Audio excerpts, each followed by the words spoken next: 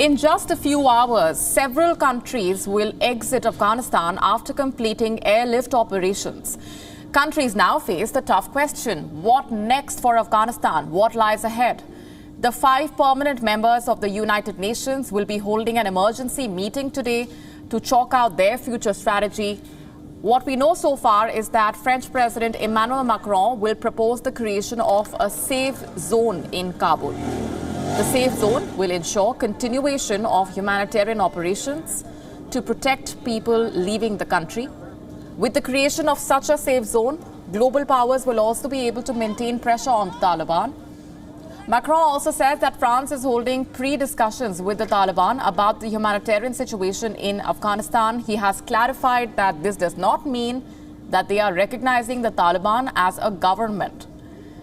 The French president has outlined 3 key areas which he says the Taliban must follow.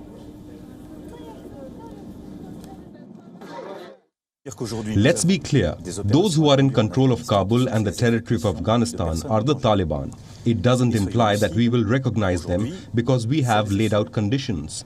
The first thing is for the Taliban to abide by the humanitarian law and to protect all of those who have the right to be protected by asylum. The second thing is that they must be very clear with all terrorist groups. If they join with terrorist groups in the region, obviously that will be unacceptable to us. The third thing is respect of human rights, our values, in particular, the dignity of Afghan women. Meanwhile, the United States will be holding a virtual ministerial meeting on Afghanistan with countries like Canada, France, Germany, Italy, Japan, the UK, Turkey and Qatar, along with the European Union and the NATO. The participants will be discussing an aligned approach for the days ahead. Later in the day, Blinken will also be speaking on American efforts since the 14th of August. Remember, a day ahead of the troop pullout deadline, Blinken said that only 250 U.S. citizens are left to be evacuated from Afghanistan. The U.S. National Security Advisor Jake Sullivan has assured that Americans who have decided to stay beyond the deadline will not be stuck in Afghanistan, and the U.S. has a mechanism to get them out, as most countries have completed their evacuation operations. 100 countries have now issued a joint statement citing that the Taliban has vowed to allow continued departures, this even after the U.S. troop withdrawal deadline. It will allow foreigners and Afghans with foreign travel papers to leave the country in a safe and orderly manner. The important thing to note here is that China and Russia were not among the signatories to the document. China has time and again showed their pro-Taliban stance.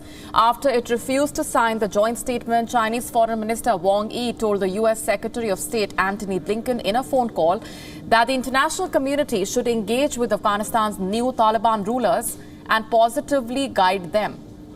China wants Washington to work with the international community to provide economic and humanitarian aid to Afghanistan, help the new regime run government functions normally, maintain social stability, and stop the currency from depreciating. Meanwhile, India is also not a part of the document issued by 100 countries. India is still deliberating to adopt a wait-and-watch policy when it comes to Afghanistan. At least there is clarity on any entity forming government in Kabul. WION now available in your country. Download the app now. Get all the news on the move.